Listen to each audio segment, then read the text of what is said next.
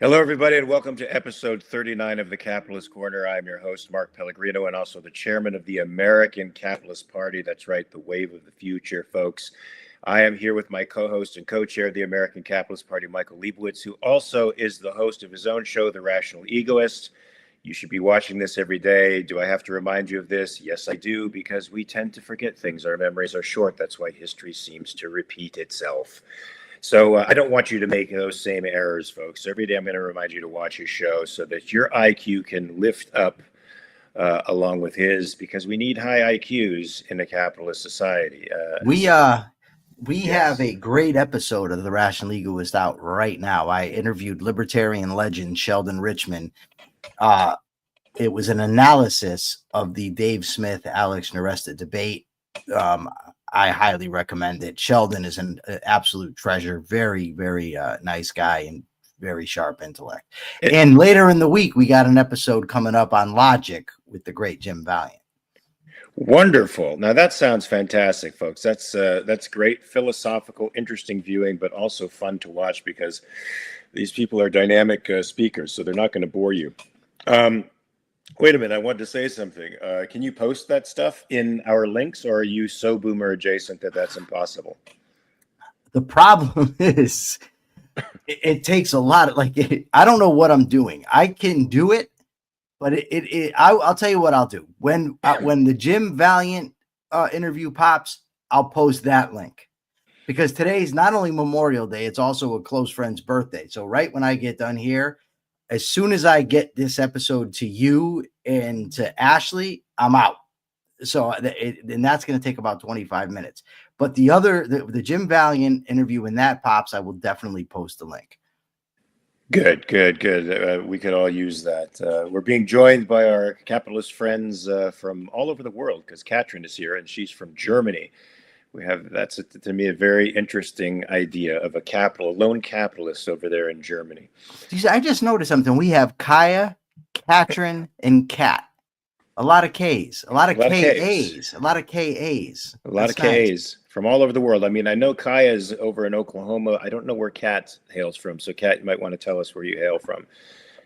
Slowly but surely, the benevolent growth of capitalism is metastasizing across the world, and we will eventually outdo the malevolent and malignant tumor that is communism. Oh, Kat is right next to me, Massachusetts. Oh, nice, Massachusetts. Well, I'll be over in Boston in the beginning of August, Kat. So I'm fully expecting to see you. Why are you going to Boston in August? None yet. No, I'm going. Hostility, dude. Hey, man, I've been fighting with commies all day yesterday. I'm going over there for a convention, a fan convention. All right. In Boston. So I will be stopping by. Yes, it's also my wife's birthday, so I will have very little outside social time. Just so maybe I won't stop by. But can I tell you about a pet peeve I have, and then I'm going to spring my surprise topic on you. First of all, yes to the first thing, but I thought I was going to be in command of springing the. I've switched it all up. Okay. Now that you told me I can't come to Boston and you gave this long out thing, you didn't want to tell me, I'm taking control. A pet peeve I have is when I'm in discussion with people who are either objectivists, claim to be objectivists, and they throw out objectivist lingo at me. That's the first sign to me that I'm not going to like the interaction. Mm-hmm. So this morning, when I get to the topic, that's going to be the topic that this guy and I were discussing. He says, that's rationalism. Okay, right away, I know he got that from Leonard Peikoff. It's from Understanding Objectivism. It's like, come on. I'm asking what you think. I know what Leonard Peikoff thought about things. I know what Ayn Rand thought about things. Whatever you're going to cite, there's a pretty good chance I've read it, right? So then the next thing the guy does is he actually cites he said that is from Understanding Objectivism, chapter 7 through 9 or lecture 7. And I said, yeah, I know, dude. Like, I don't need you to tell me that. I want to discuss the topic at hand. First of all, it was not rationalism what I said. Secondly, I get it. Leonard Peikoff addressed the issue of rationalism. So the topic was this, and I'm going to ask your thoughts on this. My question on X and on Facebook was, should minors ever be charged as adults? So this guy pointed out to Lee Boyd Malvo, who was 17 years old when they had all these sniper shootings in Virginia. As a side note, the great Stanton Samanow, a mentor to me, actually testified as the expert witness in that trial against the two felons. But I remember that.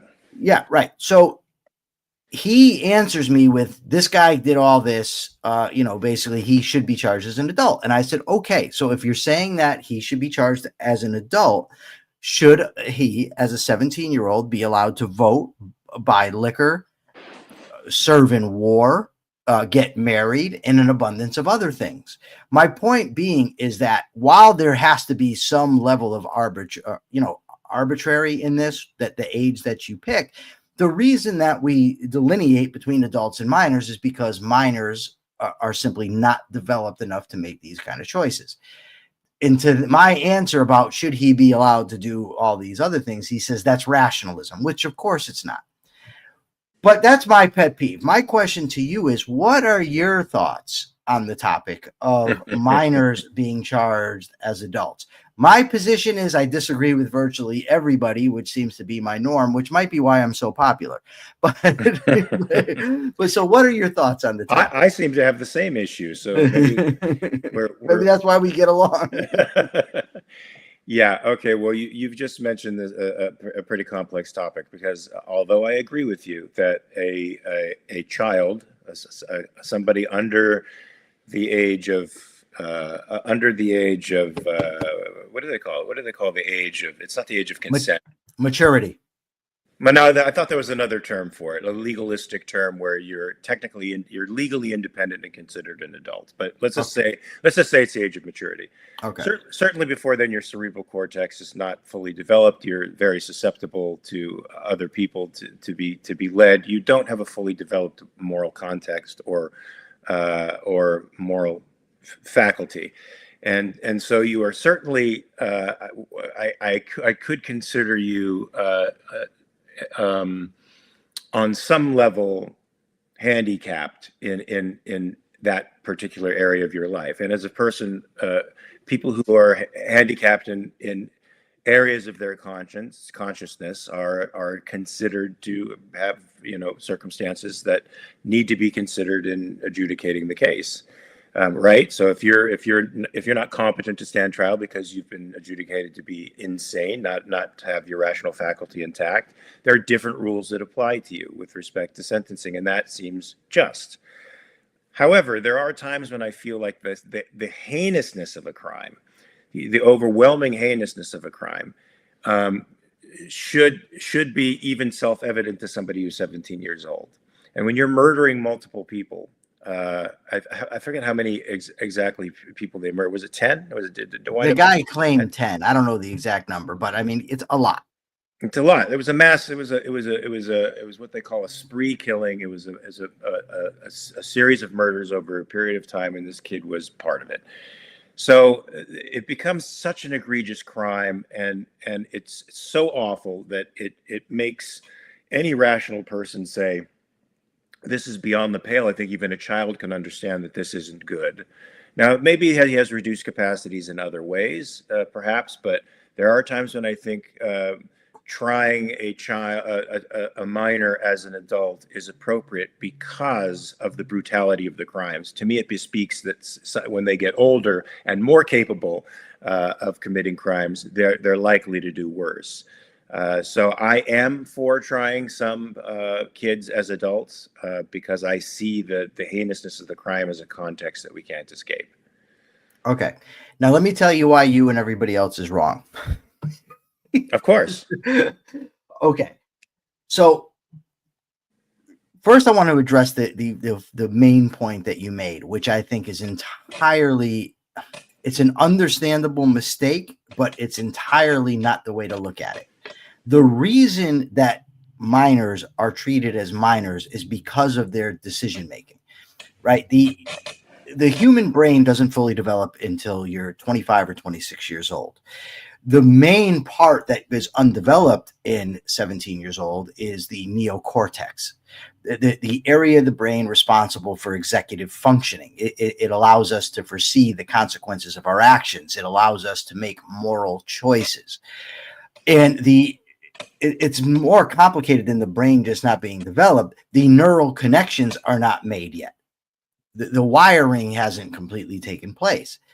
So given that these kids are not developed enough to make these decisions, when we go and we say we're going to judge the appropriateness of trying them as an adult based on the heinousness of the act, we're neglecting the very thing that causes them to be treated as children, which is their brain development, their maturity, their ability to make decisions, complex decisions.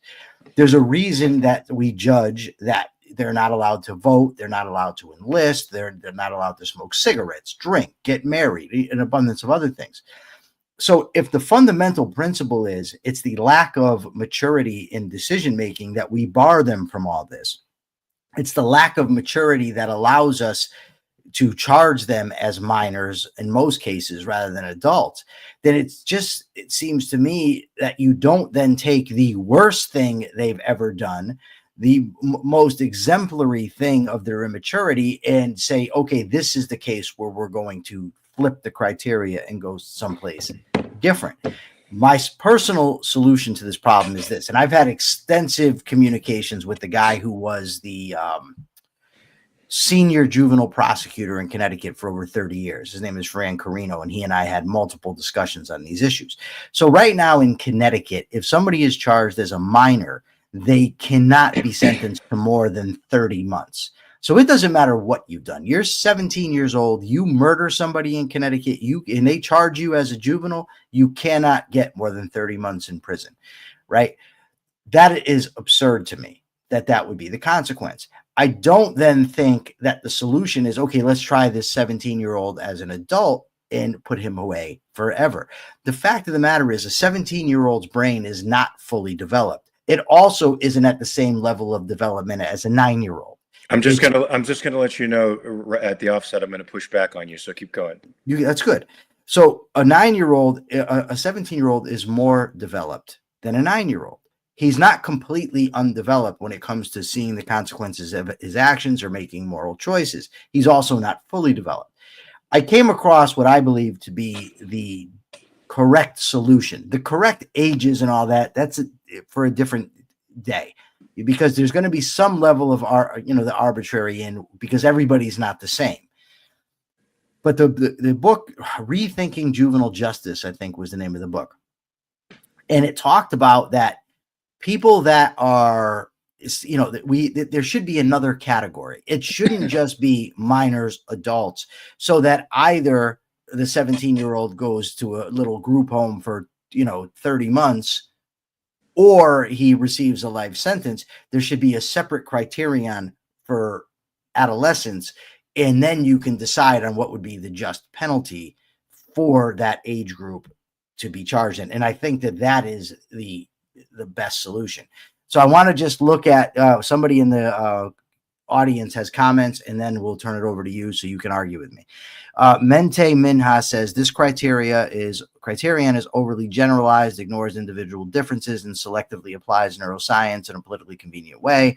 While brain development may influence behavior, it doesn't erase moral agency or the ability to distinguish right from wrong, capacities many adolescents demonstrably possess. Okay, he's going to keep going, and I can't read it all. Yes, I understand that there's individual differences. I also understand that to ask the criminal justice system to make decisions, to have laws passed based on the individual differences that apply to everybody on the planet, every juvenile on the planet, would not be, or every juvenile in America, but it would not be feasible. But if the criteria, if somebody says that a 17-year-old should be charged as an adult, and then they can make the case that the 17-year-old has a high executive function, is a complete moral agent, I'm okay with that. I would just suggest that a 17-year-old, and especially in the case of Lee Boyd Malvo, who was obviously under the influence of an adult, right? To make the case that that kid has high executive functioning, high rationality, high moral agency, I think it would be a very tough case to make. Okay, you go ahead, Mark. Perhaps it would, but maybe neuroscience hasn't evolved to such a degree to be able to make that case adequately. You'd only have to judge on their outward behavior, which is partly the way they try to conceal the crime and et cetera. So they're aware that they're doing something wrong, and they're trying to evade capture, and so that would sort of become part of your standard. But let me ask you a few questions first. Ayn Rand said that she believed that reading certain authors made her smarter. Do you agree with that is possible? That reading authors makes you smarter?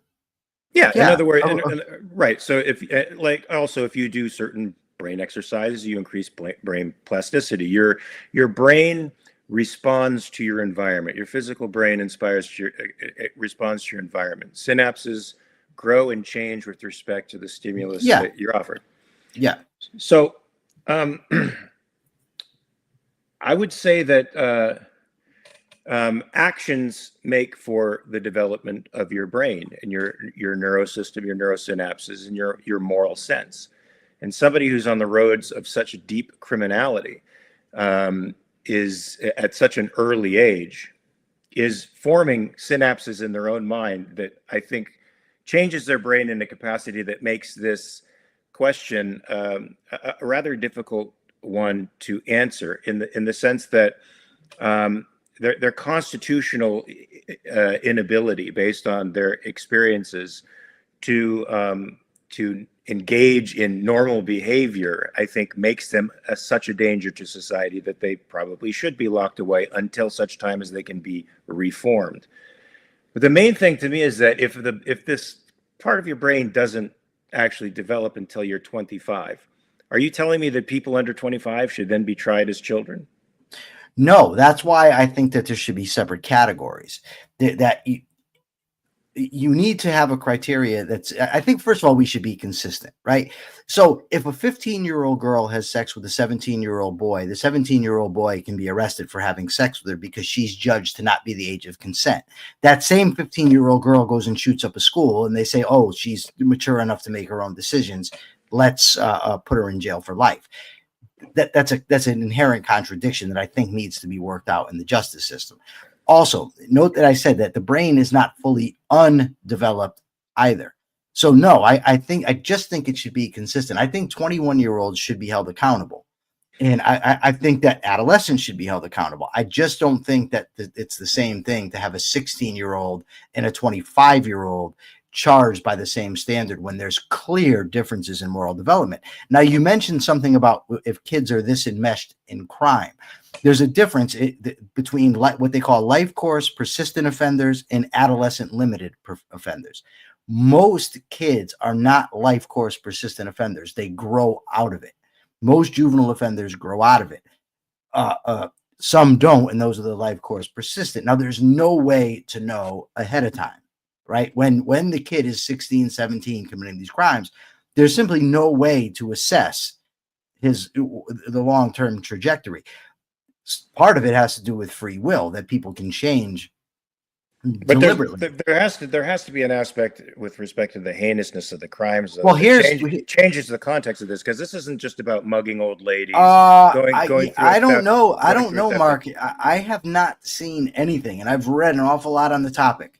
I have not seen anything. It doesn't mean there isn't. It doesn't mean there hasn't been studies since I've read. I'm just saying I've personally never seen anything that would indicate that the severity of a particular crime is indicative of whether somebody remains a life course, persistent offender. Now, I think you make a good point that regardless of the moral development or the decision-making of a teenager, if that teenager is a threat to others, it does warrant keeping that child away from others.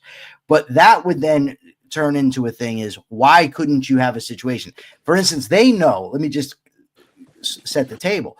There are programs with a proven track record of reforming juvenile offenders and adult offenders for that matter. So why not have a situation where you could have, say, an open-ended sentence for adolescents, meaning the kid is sentenced to, say, 5 to 40. right? And his release is contingent on the evidence of his rehabilitation. Now, is it exact science? No, of course it's not. There's no exact science in human behavior. But that science you're talking about does require a rewiring of their brain. I mean, literally, the work you have to do rewires your synapses. Well, the child is not fully wired yet anyway. The 17-year-old kid is not fully wired anyway, so it doesn't necessarily require a new wiring. But even if it did, the point of the matter is, as you said, learning rewires the brain. So if you have a juvenile offender or an adult offender, and he's being rehabilitated, he's learning what it means to be responsible. He's learning to understand guilt and experience guilt. You would have the brain changing anyways. Now, I would tend to agree with you in the sense that, all right, given the plasticity of the brain, you can change a habitual person who's even committed crimes to this extent. You can change their habitual behavior through real treatment that changes their thoughts and changes the way they look at the world. And it's a rigorous routine that they would have to follow in order to be reformed, but it's possible. However, I still get the sense that there are some crimes that are so heinous. In other words, you take another person's life on purpose, and you do that 10 times, not just once, but 10 times on purpose, not in a fit of rage, it's not spontaneously, but planned out. Then, what can you do to replace those lives taken? What can you do to make the victims whole or their families whole? Because Nothing. In essence, right, you can't do anything except perhaps take the child's life and let him stay in prison for the rest of it. Okay, but justice demands giving people what they deserve. So I don't think, for instance, let me give you an intentionally absurd example, and then we can go and see where I'm going with this. You, I don't think, would say if a 5-year-old kid got a hold of his parents' gun, went outside and shot up the neighborhood, even if he thought that they were bullying him and he planned that, whatever the 5-year-old did, I don't think anybody would argue this 5-year-old should be treated as an adult. So then the thing becomes, okay, well, at what point do we say that the heinousness of the crime is the deciding factor? Because if it's not the deciding factor in the 5-year-old, then it shouldn't be the deciding factor in the 17-year-old. The deciding factor should be the cognitive processes that give rise to the crime. And if somebody is incapable, now this guy here, that certainly is the case with people who are deemed incapable of standing trial because they don't have the capacity to judge right from wrong. We already have that standard. But clearly, but that has to do with adults in the definition of insanity. We're not talking about we're saying competency, competency to judge right from wrong. Yeah, but the problem is with teenagers is the very capacity is not developed yet in order for them to make these type of decisions, to foresee the consequences of their actions, to understand what they're doing. The moral development is simply not there. The moral capacity is not there. It's there more than it was, we're speaking specifically about the 17-year-old, but, you could talk about 14-year-old, 15-year-olds. A friend of mine was sentenced to 45 years when he was 15 years old, and he didn't commit a murder, and he didn't go to trial. So his brain was seriously undeveloped at that point. Now, this guy says teenagers don't lack. They can make these decisions. They do understand. Okay, you're making a claim, but the overwhelming amount of evidence goes against that claim. Obviously, teenagers can make decisions. They're making them all the time. The question is, do they understand the decisions that they're making? Do they understand the long-term ramifications of the decisions that they're making? Are they able to fully understand right and wrong? And the evidence is overwhelming that they cannot. And I mean, we can state, oh, yes, they can, all we want. But unless you're going to present studies, I mean, I could literally go get studies. It would take me 30 seconds. And I can get anonymity of studies that are going to support what I'm saying here. So, I mean, claims just don't make things true, I guess is what I'm saying. Not to you, Mark, to the Mente Minha. Yeah, there's no question that a teenager has a diminished capacity with respect to moral context. There's no question that is a fact. And that should probably factor into the way in which they charge the person. I still have to wrestle with the notion that the deed is so overwhelmingly bad that to any reasonable person of any age, let's say even to a teenager, would see that crime as a crime, as something terrible, as something torturous and awful to do to sure. He other knows human it's a beings. crime, Mark. The question is, does he understand the significance? The thing that I find bothering about this is that we take this extreme crime and use that as it being the criteria. But the severity of the crime does not change the thought processes that give rise to the crime. It doesn't change the capacity of the person to assess these things. And I understand that when you use an extreme example, that really appeals to something primal within us, right? Like this needs to be punished. But what I'm suggesting is that people revolt against that primal instinct and actually think about why would that be the criteria and not the same criteria that is used in every other situation that has to do with age of maturity, right? Why in that one example do we use the effect and not the mental processes? So I think it's the same. I think it's the same. Well, you know more about the criminal justice system than I do, but I think it's the same with most crimes. I mean, crimes with special circumstances attached to them, invoke the death penalty because the person not only shows a forethought and not only shows an intention to commit the crime, but he additionally does horrible things to the human being that to the eyes of any rational person make the crime far more egregious, far more a trespass of right, and so that it inspires a deeper penalty because it shows a malignancy along with the planning that goes above and beyond, which is why they're sentenced to worse penalties. And with respect to this kid, I mean, it would be one thing if he's in the thrall of this adult maniac who wants to murder people. That's certainly a potential truth. But at all points of this, he still has the capacity to leave the relationship at some point and does not. He chooses to remain in the relationship. Regardless of the psychological factors, 10 human beings' lives were snuffed out by this person, by these two people. And we have to deal with that, even though you're right, it's a complex question. I'm not exactly sure how to solve that issue. I don't know that neuroscience has developed to the degree that we could make anything but generalizations with respect to people's ages and then create laws based on those generalizations. But it's certainly something to think about, especially for the Capitalist Party. So Jim Valiant here is right as usual. Right. And I'm not just saying that because it seems he agrees with me. That doesn't. Yes, you are. Yes, you are. Yes, you are. No. Yes, you are. Yes, Jim you are. says a 15-year-old getting 45 years seems ridiculous. So does a 16-year-old murderer mandated release at 25 with a clean slate. I agree with him 100%. Jim, you and I are on the same page. That's why we're both brilliant. And that's why Mark is wrong. And so are the people in the audience. And I'm just going to say that Mark loved Jim Valiant so much that he favored him in a debate. He talked about how smart he was at the beginning. We have sour grapes because James gave you a beating. I gave you 7. He did not. I clearly won the debate. There's no James gave me a beating. That did not happen. Now you're just. So James, I want to ask James a question because, of course, James is always right. I just assume James is always right. But James, a 15-year-old getting 15 years seems ridiculous. Now, it seems ridiculous. Maybe if it were for a single crime.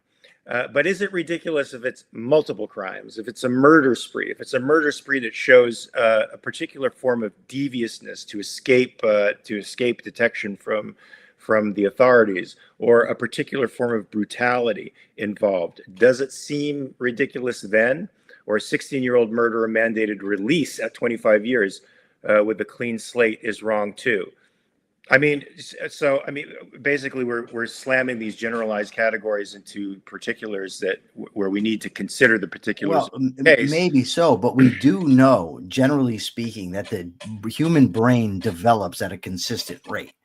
It's not like one guy's. I don't know about you, but I came out of the womb fully developed. Okay. So, but it's not deterministic, Chandler, because the kid is still not compelled to make decisions. He's not compelled. It's not a deterministic thing in the sense that he can't decide anyways. But the fact of the matter is, a 3-year-old, for instance, is not making decisions, and we're not going to say, well, that's deterministic. The fact that this guy here says, well, if it's a premeditated act, it shows that he understands right from wrong. No, what it shows is that he understands other people think it's wrong. It doesn't show that he understands that he's likely to get caught. It doesn't show that he understands the harm that he's going to cause to the person's family, that he understands what it means that somebody's life is gone forever, that he understands the amount of time he's going to get in prison. It doesn't show that he understands any of that.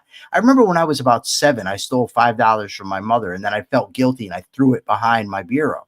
I understood that I shouldn't have stolen the $5. I certainly did not understand the ramifications of being a thief at that point in my life. I certainly didn't know what the punishment would be if my mother caught me. I just knew my mother would be unhappy that I stole her money. Okay, I want to move. I want to. No, wait. Somebody says something in this. Thank you, James, for responding to Billy's Liberty, because I agree with James, and I wanted to see what you said. Because Billy's Liberty said, sadly, some people are born evil. I disagree with that fundamentally. What say you? You think people are born evil? No, I said I disagree with that fundamentally. Oh, I don't think that people are born evil. So, Ariana Sneath says, can we acknowledge the difference between a teen making a bad decision and a psychopath? Of course, there's a difference, but the problem is, how do you know when you're dealing with a teenager? How do you understand that teenager is a psychopath? And even if a teenager is in a psychopath, does have psychopathy, how do you... There's evidence that can be addressed and changed. Most of the people that are designated as psychopaths...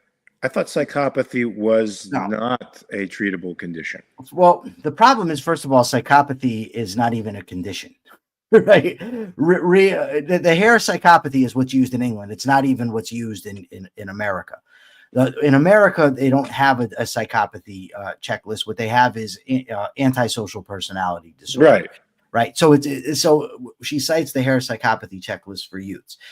That's fine, but there's also evidence about what reforms psychopaths, especially with where people afflicted, or I don't want to say afflicted, people that demonstrate antisocial personality disorder. It's a very difficult thing to treat because the person doesn't want treatment, right?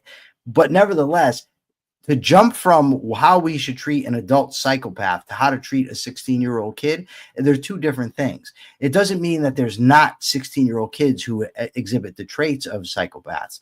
In America, in the DSM, it's actually called conduct disorder, right? So when I was 5 years old, I was assessed as socially, emotionally maladjusted. As a teenager, I was diagnosed with conduct disorder. I did end up in prison, right? When I go through the diagnostic criteria for somebody who has antisocial personality disorder, I fit the criteria. Not now, but then. Clearly, I've changed, right? Clearly to me. I mean, maybe some people, they don't know me, they don't know. So, but nonetheless, it's not something that's deterministic. So what I'm saying is to apply that label to a teenager, say, therefore, the teenager can never change. Therefore, the teenager should be locked up indefinitely. It's just not, it doesn't follow. It's not that clear cut, even with psychopathy in teenagers. You may be right. You may be wrong. I'm not sure. Jim is right. The DSM is nutty. It is indeed nutty. I don't think it was necessarily nutty by the 3rd edition, but it's certainly become nutty by now. Yeah. It's certainly become nutty by now. Oh, well, I love hearing my own voice. I did too. It was nice.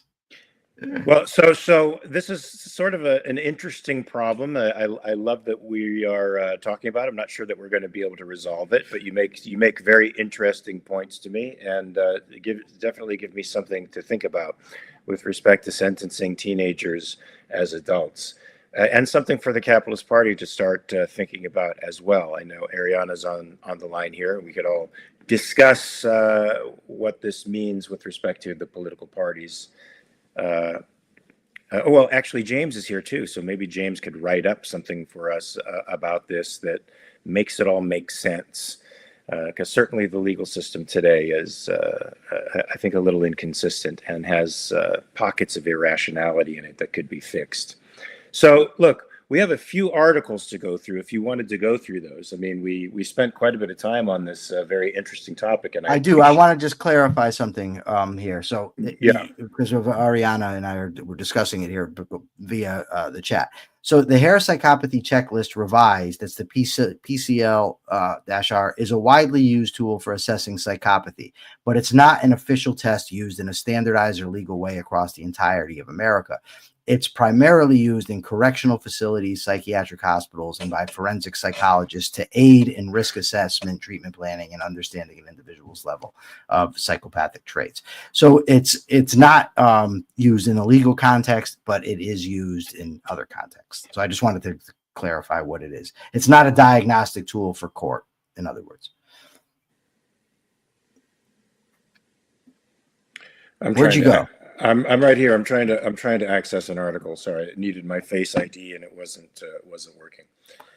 I would highly recommend to anybody interested in this topic, though, Dr. Samanow's book, Before It's Too Late. It's a great book about dealing with juveniles.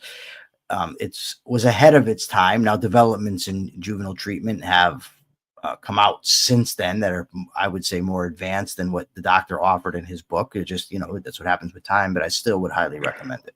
Well, this is interesting because it's been ages since I read Inside the Criminal Mind. So, mind you, like 30 years. Okay, we're talking a long time ago. I'm in the latest version, so everybody should read it. Oh, cool. Did you write the foreword? I did not. I did not even know that he included us, my co-author and I, in the book until somebody else read it and told me, hey, you guys are in the new edition. Well, good. I should probably get that edition. But I do remember him talking about sort of the myth of criminal rehabilitation, that criminals had never been habilitated in the first place, that they'd always been, from the outset, looking at life from a different perspective than a normal person, which leads me to my first point about that the brain and the particular perspective of the criminal, how different it is from normal people, and how that's not doesn't mean it can't be changed, as we can see in your case, but it certainly provides context for sentencing. So we can make some assumptions about this kid and his involvement with this guy and the nature of his thinking at the time. Maybe not entirely due to the guy's influence, but also due to his own criminality and antisocial mental set before his association with this cat. I think that we should continue this for a few minutes because it's a very, very good topic, and we're getting a lot of feedback here. Remember while you're feeding back. Remember to hit the like button. Yeah, absolutely. Please do. Okay, so you're right. It's a complicated topic. First, I want to make sure that people understand the difference between what you just said, the myth of rehabilitation, and Robert Martinson's claim that nothing works. Because Dr. Samanow is not arguing that criminals can't change. What he's arguing is that the term rehabilitation itself is a misnomer, because most criminals were never habilitated to begin with. They were not functioning members, responsible members of society. Right. So what he argued is that what we actually need is to be habilitated. I actually used to use his terminology and only refer to habilitation. You can hear my dogs barking, but I stopped because it's clunky and because it just ends up with having to explain the whole scenario rather than just using rehabilitation as most people understand it. But he is correct in his assessment that most criminals were not actually well functioning to begin with. I just don't think it throws a wrench into the discussion. So Ariana says she believes that the Hare Psychopathy Checklist should be used in assessments in criminal behavior to tailor risk for repeat offending and rehabilitation. So in criminal rehabilitation, the most effective method is called the risk need responsivity model. So what they do is they first assess the risk of the person offending again, right? So, based on certain factors, age of offense, is the person a repeat offender? These are signs that illustrate a high risk. The needs, right, are what does this, what is needed by this person in order to be rehabilitated. And responsivity, I might be screwing that up. Don't quote me on that. But the risk section I'm right about, and the responsivity section I'm right about, because the responsivity, there's general responsivity and specific responsivity. So the responsivity, the general is what type of methods work to rehabilitate all criminals, right? That are generally applicable. Cognitive behavioral therapy addressed to what they call criminogenic needs. That's why I'm confused right now on off the cuff on the needs things. I can't remember if it refers to the criminogenic needs. I'll address that in a second. But cognitive behavioral therapy addressed to these criminogenic needs is what works for most people. Then you have to tailor it to the specific individual in front of you. So you do need to assess, because you have to assess risk, Ariana. You're absolutely correct. I think there's actually better tools now available than the Hare psychopathy checklist. But nevertheless, you do need to assess the risk, and you have to employ the responsivity. Now, for the criminogenic needs thing, criminogenic needs fall into two categories: dynamic and static. The criminogenic needs are basically the factors that lead people to commit crimes. Things like values, attitudes, beliefs, associations, whether the person has a history of employment, whether the person's a drug addict. These are the things that demonstrate whether a person, what needs to be addressed in the person. So you would take the cognitive behavioral model and address it to the person's attitude, values, and beliefs. Criminal associations, you would show them how that's wrong.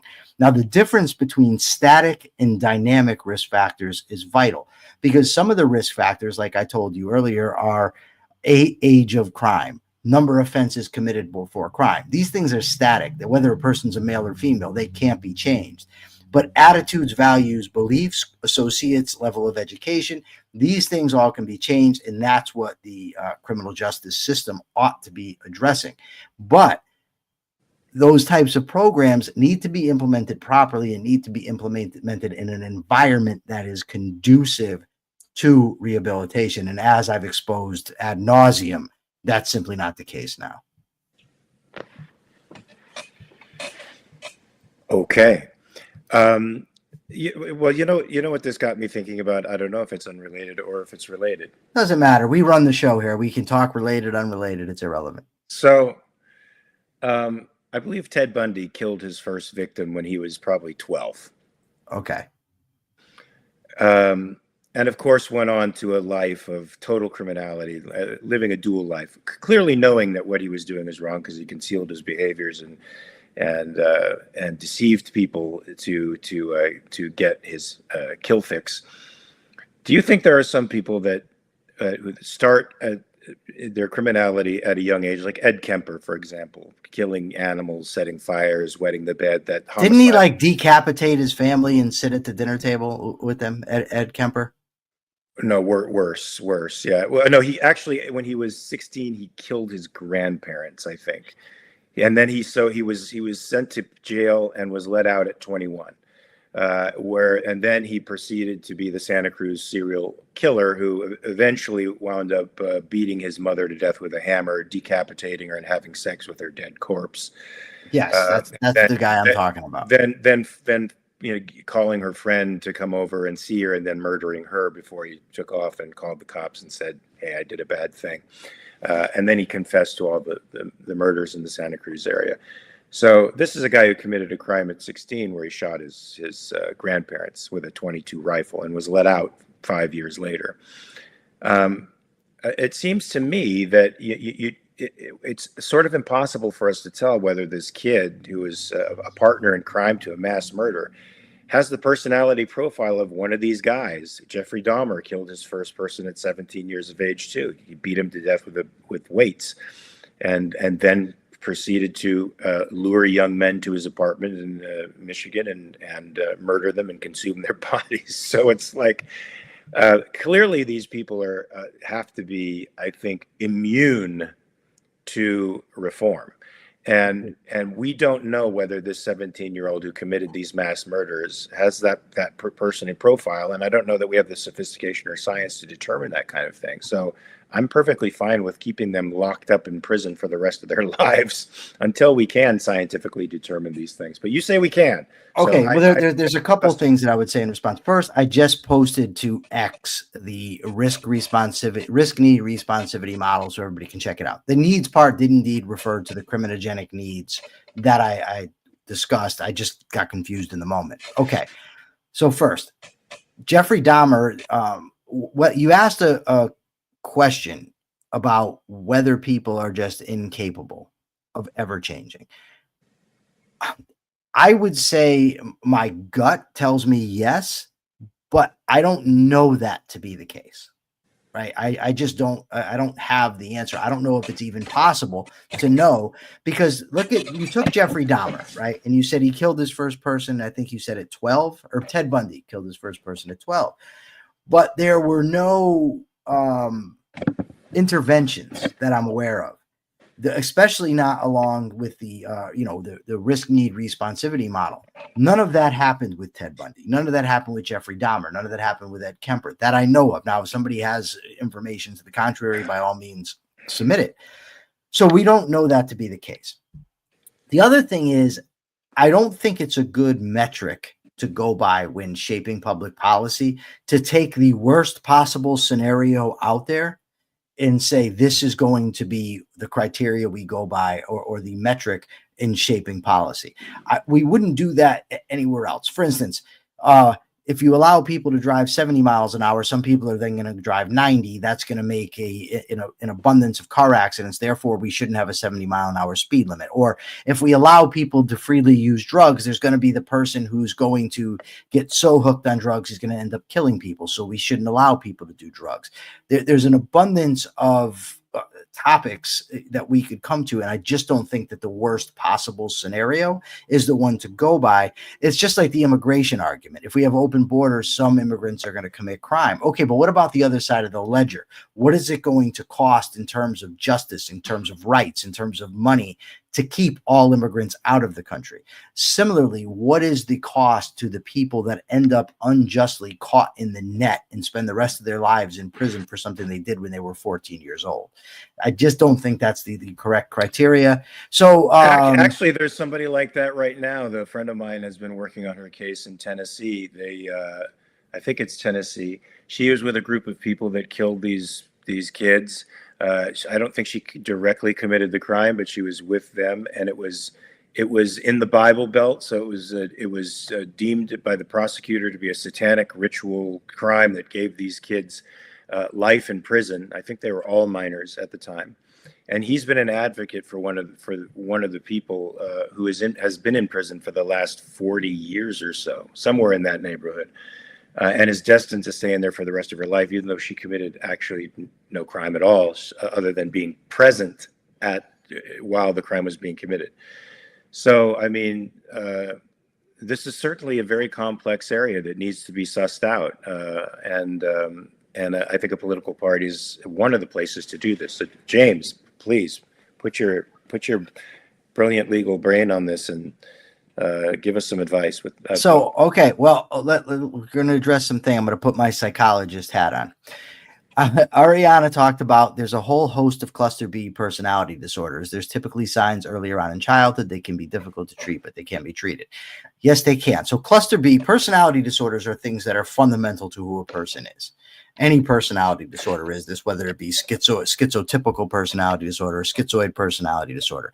The things that are obsessive compulsive personality disorder, which differs from obsessive compulsive disorder. Cluster B are histrionic personality disorder, borderline personality, narcissistic personality disorder, antisocial personality disorder. These are disorders where people actually end up infringing the rights of other people. They're hostile to people. And Ariana correctly points out that they're incredibly difficult to treat, and they are. That doesn't mean they can't be treated. The reason they're hard to treat is because most people with them simply don't want to change. They don't care. Another book I would highly recommend on this by Aaron Beck and Associates is Cognitive Behavioral Therapy of Personality Disorders. Great book. So Ariana says here that people like that have to see where it hurts them personally to keep committing crimes before they see any benefit in being receptive to treatment. Ariana is absolutely correct in this. As Dr. Samuel pointed out, and Samuel Yokelson pointed out, and as subsequent research demonstrates, in order for people at the extreme criminal end to change, they have to be made to feel guilty about what they've done. They have to, it has to, there's two types of deterrence, internal and external. External deterrents are things like fear of punishment, fear of going to prison, fear of loss, fear of getting caught.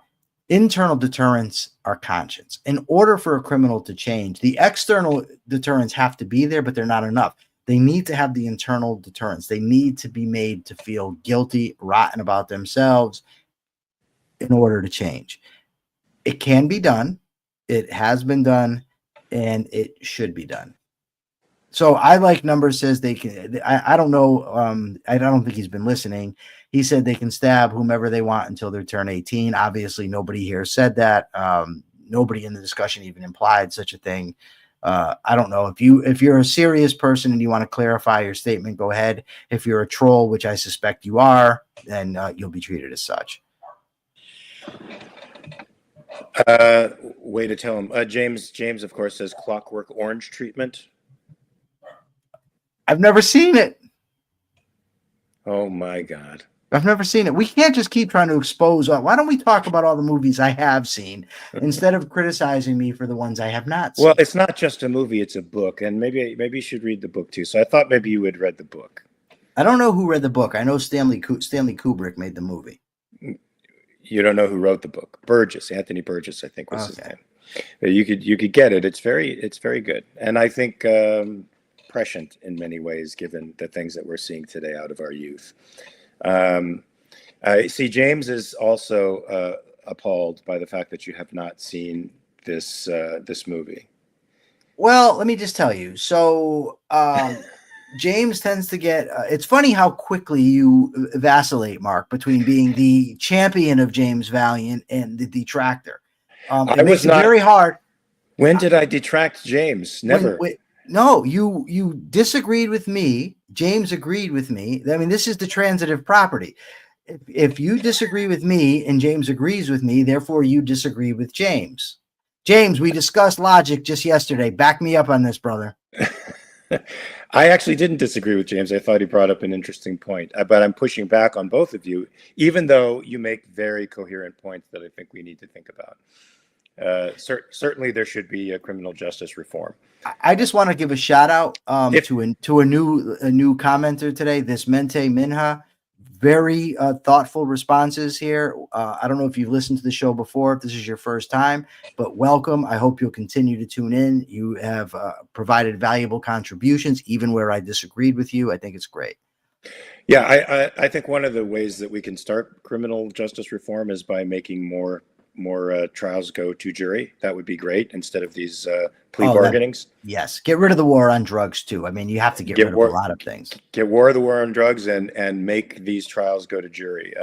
The jury system, as Lysander Spooner has pointed out, is one of the great defenders of human liberty. It is the democratization of justice, folks, is in the jury system. So let's not give it up. There's a reason why these prosecutors have a 99% success conviction rate is because they just plea bargain down. They scare people into taking convictions that they shouldn't take.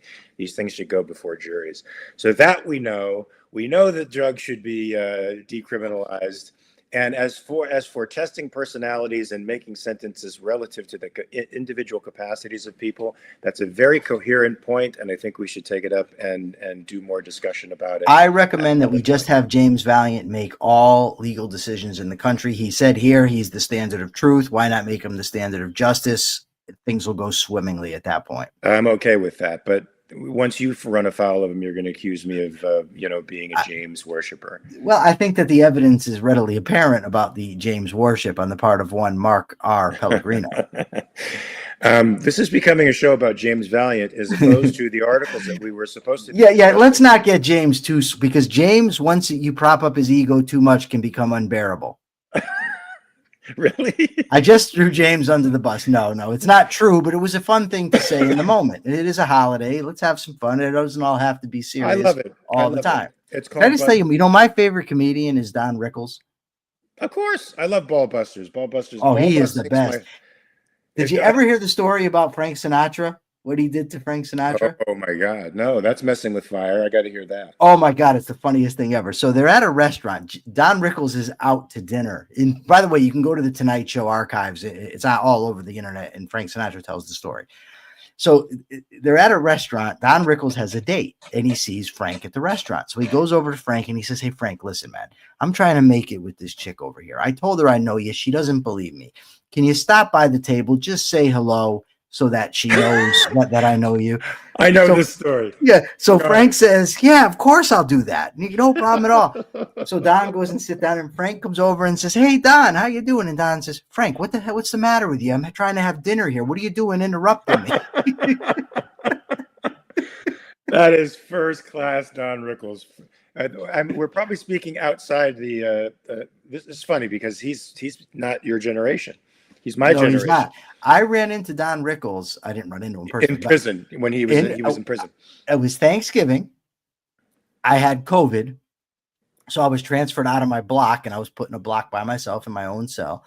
And that weekend, the Thanksgiving weekend, they on one of the channels I got, they ran the Dean Martin celebrity roasts, and that's where I came across Don Rickles. And those roasts, by the way, watch them, they're hilarious, but do not bring any politically correct attitudes with you, because it's not that, for sure. All right, Mark, it's time for the capitalist thought of the day from you. I think I gave well look I think we've established it through our conversation today. Capitalism is about liberty primarily. It's about individual rights, and that means a system whereby people can exchange ideas and debate ideas in an open forum of ideas. And in that open forum, that marketplace of ideas, the best ideas will eventually win out. The most rational ideas will eventually win out.